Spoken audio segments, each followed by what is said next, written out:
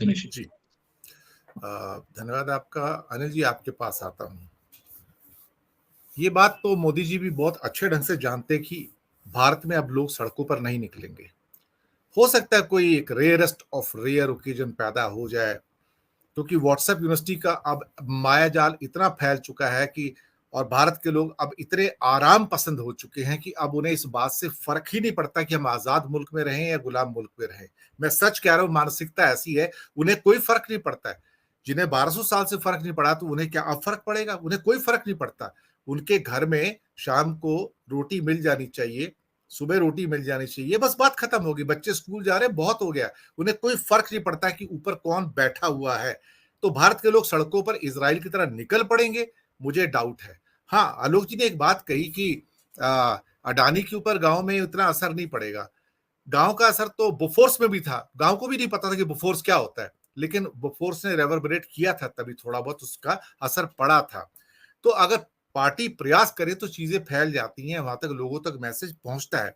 लेकिन विपक्ष की एकता में कमी है, इसमें कोई शक वाली बात नहीं है। वो भी आराम पसंद है, वो भी सिर्फ ट्वीट के द्वारा भारत में क्रांति लाना चाहते हैं। और ये मोदी जी को पता है कि मैं जो करता जाऊंगा, ना तो जनमानस में हिम्मत है और ना विपक्ष में हिम्मत है। तो जब कोई सामने है ही नहीं है, तो फिर तो रोलर कोस्टर चलता ही रहेगा, उसको कौन रोक पाएगा? अनिल जी। दिनेश जी, आप ठीक कह रहे हैं। वो किसी ने कहा है कि जी तो बहुत करता है कि सच बोले, लेकिन क्या करें, हौसला नहीं होता। तो आज के समय में एक डर का भी माहौल है, और वो कहते हैं ना, कैरेट एंड स्टिक पॉलिसी। तो ये तमाम जितने चैनल्स हैं, ये कैरेट एंड स्टिक पॉलिसी के अंदर एक तरह का एक तरफा प्रचार कर रहे हैं, और बोलने वालों की संख्या दिन पर दिन कम होती जा रही है, प्रश्न उठाने वालों की संख्या कम होती जा रही है। और जिनका ये पहला फर्ज बनता है, जो विपक्ष की राजनीतिक दल हैं, वो बिल्कुल आपने ठीक कहा कि वो सड़कों पे नहीं आ रहे। राहुल गांधी जी निकले थे कुछ समय पहले, उन्होंने यात्रा की और उसका रिस्पॉन्स मिला, उससे माहौल बना देश का। और यही बातें उन्होंने कही कि मेरे को इसलिए निकलना पड़ा कि संसद में हमारी बात सुनी नहीं जाती। पहली बात तो हमें समय ही नहीं दिया जाता बोलने के लिए, समय दे दिया जाए तो फिर हमारा माइक बंद कर दिया जाता है, और हम कुछ बोल भी लें तो वो फिर बाद में एक्सपंज कर दिया जाता है। तो अब पार्लियामेंट जो है, लोकसभा, राज्यसभा, ये हमारे देश के लोकतंत्र का एक तरह से मंदिर है। और जो रिप्रेजेंटेटिव डेमोक्रेसी हमारे देश में है, उसके हिसाब से इस जनता की आवाज है जो पार्लियामेंट में गूंजती है। लेकिन जनता की आवाज को पार्लियामेंट में दबाया जा रहा है और उसको बोलने नहीं दिया जा रहा। तो एक तरह से ये लोकतंत्र की हत्या हो रही है। और बड़े से बड़े जो नेता हैं, उनके खिलाफ जिस तरह की कार्रवाइयां चल रही हैं, उससे भी एक डर का माहौल देश में पैदा हो रहा है।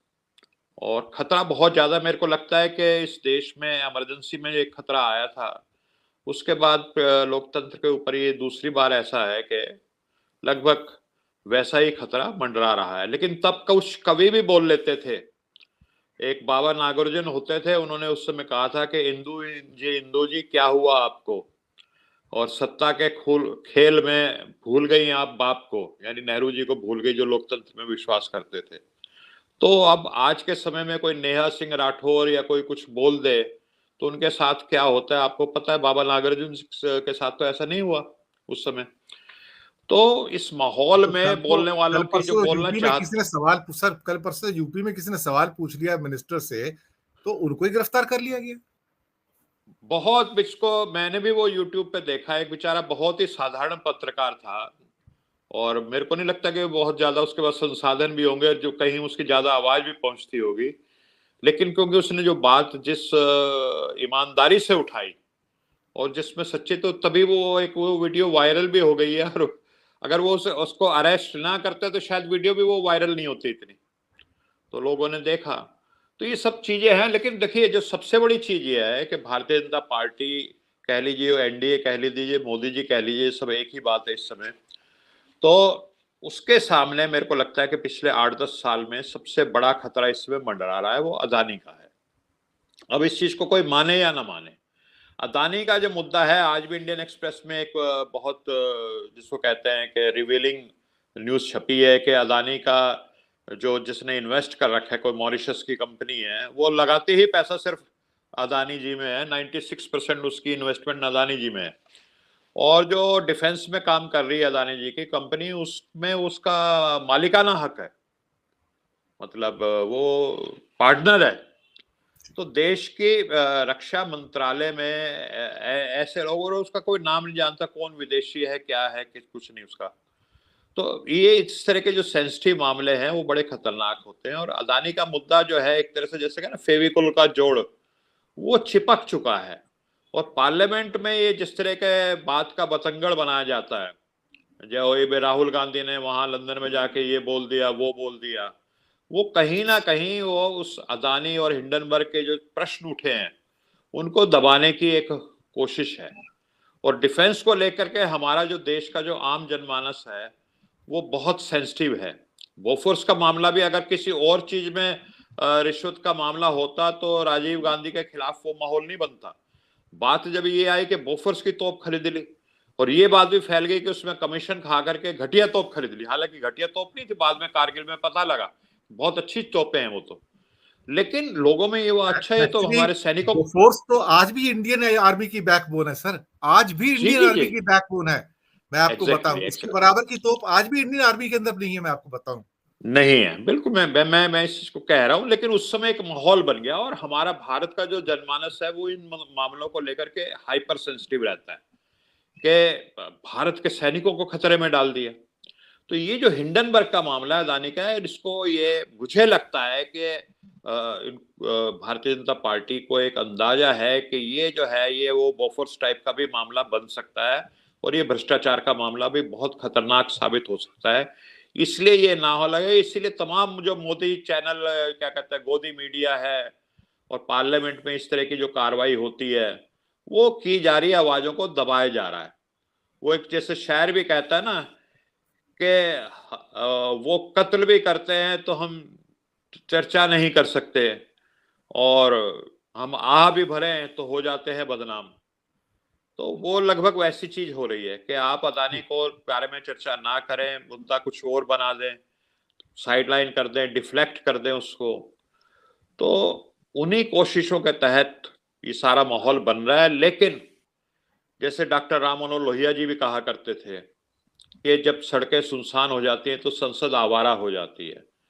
तो संसद में दोबारा से अगर जान फूकनी है तो विपक्षी दलों को सड़कों पे, अब तो कोई रास्ते जो पार्लियामेंट में उनकी बात ही नहीं सुनी जा रही तो कोई बचता ही नहीं, तो सड़कों पे आकर के प्रदर्शन करना होगा। और सिर्फ पार्लियामेंट पे, जंतर मंतर पे दिल्ली के, या पार्लियामेंट के अंदर, या पार्लियामेंट थाने पे ये बात नहीं चलती।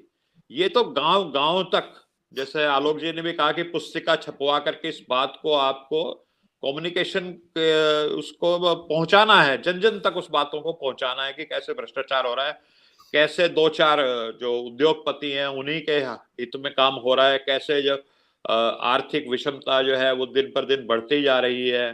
और ये धर्म की अफीम जो है लोगों के दिमाग से, तभी वो उतरेगी। बेरोजगारी और महंगाई की तरफ जब लोगों का ध्यान जाएगा, लेकिन उसके लिए सड़कों पे आना पड़ेगा। वो आप ठीक कह रहे हो कि वो सोशल मीडिया का अपना रोल है, वो होना चाहिए। लेकिन सोशल मीडिया सड़कों पे जो आंदोलन होता है उसको रिप्लेस नहीं कर सकता। किसान आंदोलन क्यों कामयाब हुआ कि किसान सड़कों पे उतर करके आए। अगर किसान भी ट्विटर के ऊपर ही ट्वीट करते रह जाते तो उनका आंदोलन बहुत रेयर है। पिछले 10 साल में, 8-9 साल में मोदी जी शायद ने अभी अपना जो है ना बैक ट्रैक किया हो, कदम वापस लिए हो, किसानों के मुद्दे पे उनको लेने पड़े, क्योंकि वो जन आंदोलन था और सड़कों के ऊपर आंदोलन था, दिल्ली को घेर लिया था। तो उस तरह का जब तक आंदोलन अच्छा वो नॉन पॉलिटिकल था, तो पॉलिटिकल पार्टीज हैं जिनके पास एक्सपर्टाइज है इस चीज की, वो अपने कार्यकर्ता हैं, और उन कार्यकर्ताओं को ये भी रहता है कि हम आंदोलन में हिस्सा लेंगे तो कल को हमें टिकट मिलेगी, पद मिलेगा। वो एक तरह से कैरियरिस्टिक भी होते हैं। तो आप पॉलिटिकल पार्टीज तो कर सकते हैं इस तरह के आंदोलन, लेकिन नहीं कर रही तो उसका खमियाजा जो है वो देश को भुगतना पड़ रहा है। जी दिनेश जी। मैं दूसरे